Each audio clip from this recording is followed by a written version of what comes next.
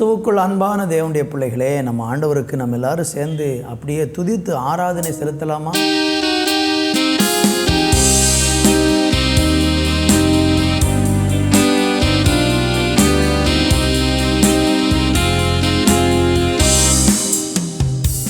நான் கடந்து வந்த பாதைகள் கரடு மேடுகள், நான் நடந்து வந்த பாதைகள் முட்கள் வேலிகள், நான் கடந்து வந்த பாதைகள் கரடு மேடுகள், நான் நடந்து வந்த பாதைகள் முட்கள் வேலிகள்.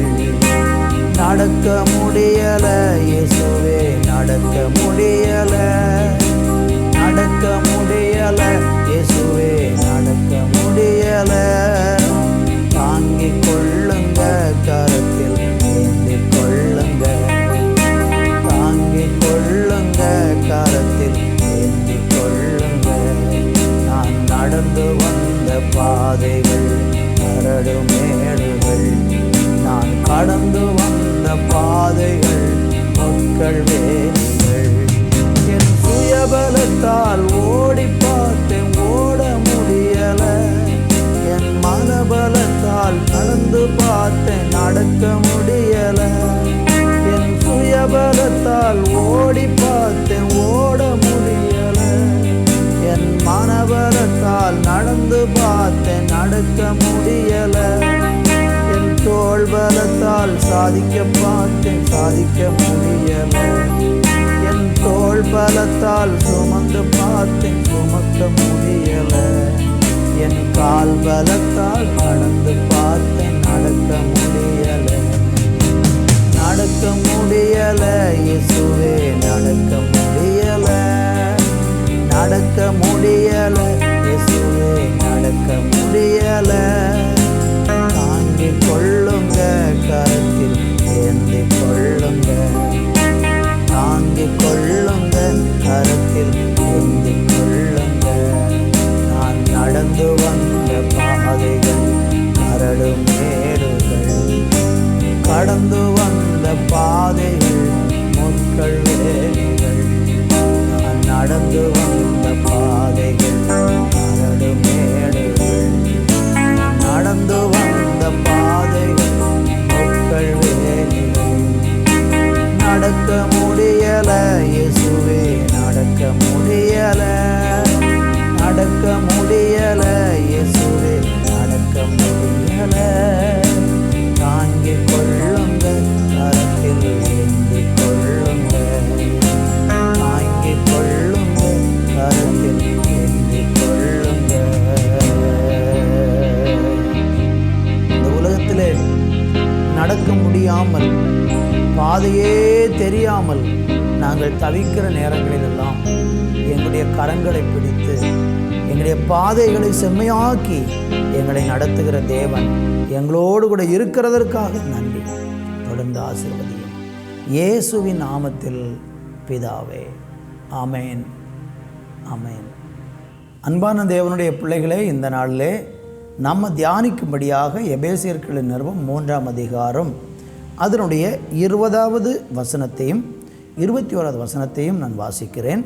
நாம் வேண்டிக் கொள்கிறதற்கும் நினைக்கிறதற்கும் மிகவும் அதிகமாய் நமக்குள்ளே கிரியை செய்ய வல்லவராய், வல்லமையின்படி நமக்கு செய்ய வல்லவராகிய அவருக்கு சபையிலே கிறிஸ்து இயேசுவின் மூலமாய் தலைமுறை தலைமுறைக்கும் சதா காலங்களிலும் மகிமை உண்டாவதாக, ஆமேன். வாசித்த இந்த வேத பகுதியிலே ஒரு அழகான காரியத்தை கர்த்தர் நமக்கு சொல்லுகிறார். என்ன சொல்கிறார் பாருங்க. வேண்டிக் கொள்கிறதற்கும் நினைக்கிறதற்கும் மிகவும் அதிகமாய் நமக்குள்ளே கிரியை செய்கிற வல்லவராகிய அவருக்கு. நல்லா கவனிங்க. நம்ம நிறைய நேரங்களில் கடவுளை பார்த்து தேவனிடத்தில் வேண்டுதல்களையும் விண்ணப்பங்களையும் செய்திருப்போம். ஆனால் அந்த விண்ணப்பங்கள் சில நேரங்களில் விண்ணப்பங்களையும் விருப்பங்களையும் நமக்குள்ளே இருந்திருக்கும். வேண்டிக் கொள்வதற்கும் நினைப்பதற்கும் அதிகமாக ஜெபம் பண்ணியிருப்போம்.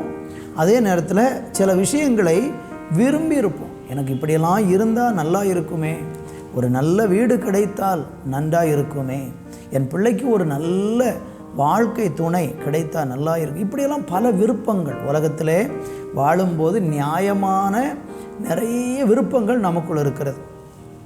ஆனால் நிறைய பேருடைய விருப்பங்களாகவே இருந்து அவர்கள் மரிக்கிற வரைக்கும் அந்த விருப்பங்கள் நிறைவேறாமலே மரித்து போகிறார்கள். ஆனால் வேதவசனம் சொல்லுகிறது, நம்ம வேண்டிக் கொள்கிறதுக்கும் நினைக்கிறதுக்கும் அதிகமாக நமக்கு செய்ய வல்லவராகிய ஒரு தேவன் இருக்கிறாராம். இந்த வசனத்தை கேட்கிற யாரோ நீங்கள் உங்கள் வாழ்க்கையில் நீங்கள் நிறைய காரியங்களை விரும்பினது ஒன்றுமே உங்கள் வாழ்க்கையில் நடக்காமல் மனம் சோர்ந்து போய் இன்றைக்கு இருக்கிறீங்கன்னா, உங்களுக்கு கர்த்தர் ஒரு வாக்குத்தத்த வசனமாக இந்த வார்த்தையை கொடுக்கிறார். நீங்கள் வேண்டுகொள்வதற்கும் நினைப்பதற்கும் அதிகமாக உங்களுக்கு செய்ய வல்லவராக இருக்கிறார். நீங்கள் ஆதியாம் புஸ்தகத்தில் 48ஆம் அதிகாரம் 11வது வசனத்தை நம்ம வாசித்து பார்த்தா அங்கே ஒரு மனுஷனை குறித்து நம்ம பார்க்குறோம். அது யார் என்றால் யோசேப்பினுடைய தகப்பனாகிய யாக்கோபு. அவருக்கு ஒரு ஆசை இருந்தது. என்ன தெரியுமா? யோசேப்பு சின்ன வயதிலேயே சகோதரர்களாலே விற்கப்பட்டு அந்த யோசேப்பு மரித்து போனான் என்று பொய் சொல்லி தகப்பனை யோசேப்புடைய சகோதரர்களெல்லாம் ஏமாற்றிட்டாங்க. அதாவது யாக்கோபுடைய பிள்ளைகளெல்லாம் ஏமாற்றிட்டாங்க. யோசேப்பு செத்து போயிட்டான் அப்படி சொல்லிட்டு வந்து அவனுடைய வஸ்திரத்தை ஒரு ஆட்டை அடித்து அதனுடைய இரத்தத்தை அதில் புரட்டி தகப்பனிடத்தில் கொண்டு வந்து காண்பித்து, உம்முடைய மகனாகிய யோசேப்பு செத்து போயிட்டாரு அப்படின்னு சொல்லி இவங்க பொய் சொல்லிட்டாங்க. யாக்கோபு அழுது அழுது அழுது என் மகன் மரிச்சிட்டானேன்னு சொல்லி மிகுந்த துக்கத்தோடு பல நாட்கள் அழுது கொண்டே இருந்தான். ஆனால் ஒரு நாள் யோசேப்பு உயிரோடு இருக்கிறான் என்கிற செய்தி யாக்கோபுக்கு தெரிய வந்தது. எகிப்தில் யோசேப்பு உயிரோடு இருக்கிறான் அப்படிங்கிற செய்தி எந்த சகோதரர்களாலே அவன் செத்து போனான் என்று சொல்லப்பட்டதோ அந்த சகோதரருடைய வாயாலேயே வந்து யோசேப்பு சாகலை, அவன் உயிரோடு இருக்கிறாங்கிற செய்தியை சொன்னாங்க. சொன்ன உடனே யாக்கோபு சொல்கிற வசனத்தை கேளுங்க. இஸ்ரவேல் யோசேப்பை நோக்கி, உன் முகத்தை காண்பேன் என்று நான் நினைக்கவில்லை.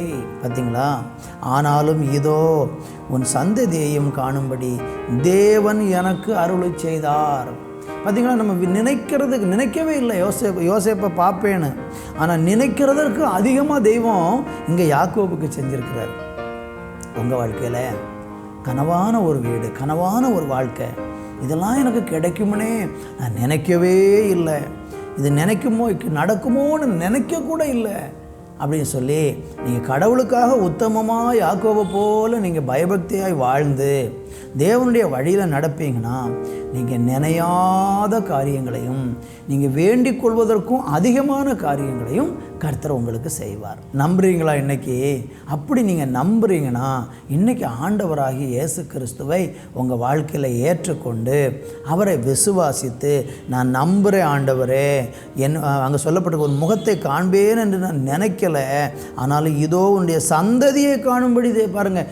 யோசேப்பை பார்ப்பேனே யாக்கோபு நினைக்கல, ஆனால் யோசேப்புடைய பிள்ளைகளை பார்க்குற பாக்கியம் கொடுத்துருக்கிறார். பார்த்தீங்களா? இதுதான் ஆண்டவருடைய காரியம். இன்றைக்கி கூட நீங்கள் பலவிதமான சூழ்நிலையில் இதெல்லாம் எப்படி பார்க்க போகிறேன், எதிர்காலம் எப்படி இருக்க போகுதோ, அதுக்குள்ளெல்லாம் மரித்து போயிடுவேன் அப்படின்லாம் நீங்கள் உங்களை குறித்து பயந்து சோர்ந்து போயிருக்கிறீங்கன்னா கர்த்தர் உங்களை பார்த்து தீர்க்க தரிசனமாக இன்றைக்கி சொல்கிறாரு. உங்கள் வாழ்க்கையில் நீங்கள் நினையாத காரியங்களையும் கர்த்தர் செய்வார். நீங்கள் யோசேப்பை பார்க்க விரும்பினீங்க, ஆனால் யோசேப்பின் சந்ததியை காண செய்கிற அளவுக்கு கர்த்தர் உங்களை மேன்மைப்படுத்த போகிறாரு. நம்பிக்கையோடு இயேசுவை உறுதியாய் பற்றி கொண்டு பின்பற்றுங்க. கர்த்தர் உங்களை ஆசீர்வதிப்பாராக. நல்ல தகப்பனே, வேண்டிக் கொள்வதற்கும் நினைப்பதற்கும் அதிகமாக எங்கள் வாழ்க்கையில் கிரியை செய்ய வல்லவராகிய உமக்கு நாங்கள் மகிமை செலுத்தி உம்மை விசுவாசிக்கிறோம். இயேசுவின் நாமத்தில் பிதாவே, ஆமேன், ஆமேன்.